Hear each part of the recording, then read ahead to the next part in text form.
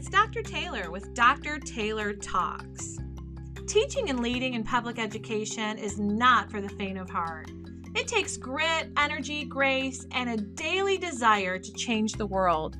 Join me and others as we explore all different parts of our profession, and let me help you fall back in love with it. Come on, it'll be fun. Hey everybody, Dr. Taylor here. Hope everyone's doing well. Something that's been on my mind the last couple of days is the new CERRA Supply and Demand Survey. So let me tell you a little bit about the CERRA organization and the Supply and Demand Survey in general.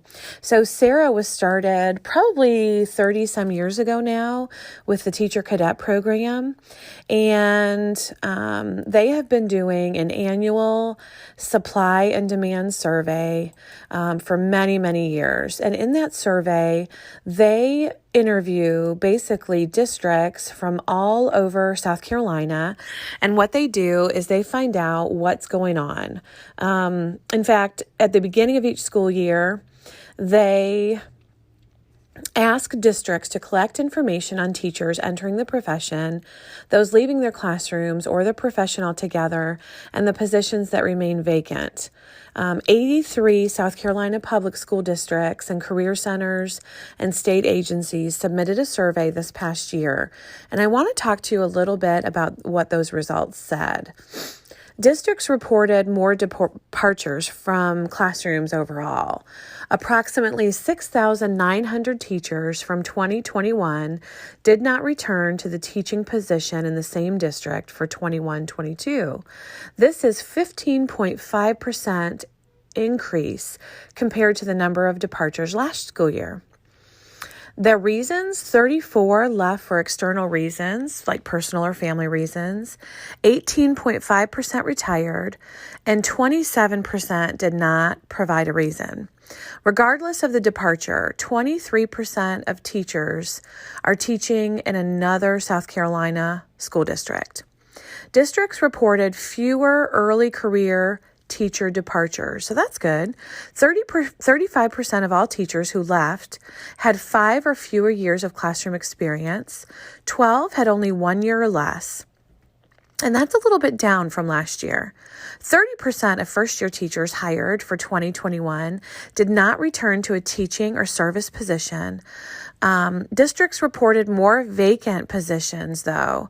Approximately 1,060 teaching or service positions were still vacant in September and October of this school year.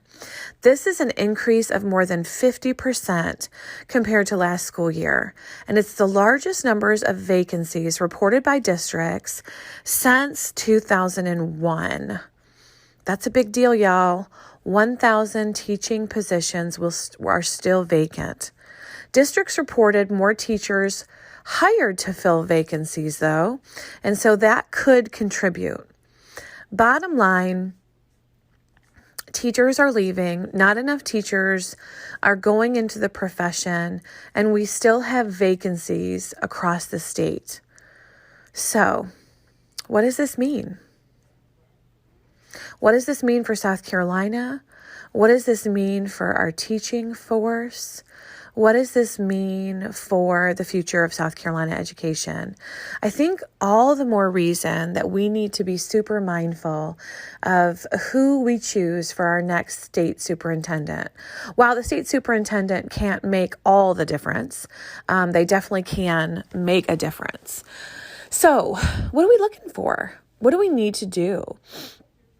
Let me bring you back to a couple pieces of information that we talked about early on in the podcast. How do we know when we have great relationships with people at work? If we were to ask each person in the relationship who benefits more from the relationship, both would answer, I do. The sheer value of having fun and enjoying yourself, of loving what you do, of living with the assumption that you have decades of life left and that it might come to an end. We need to put relationships first. So what does that mean in regards to teachers and teacher vacancies? Well, I think it means we need to refocus on the relationships between our teachers. Focus on the beauty that makes education so wonderful. Focus on the student relationships that teachers have. Focus on the relationships with families. Focus on all these things that we know are important, but a lot of times we forget when we are focusing so much on outcomes. Now, outcomes are super, super important.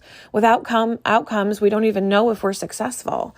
And I'm all for accountability, but I think we need to invest in relationships as well.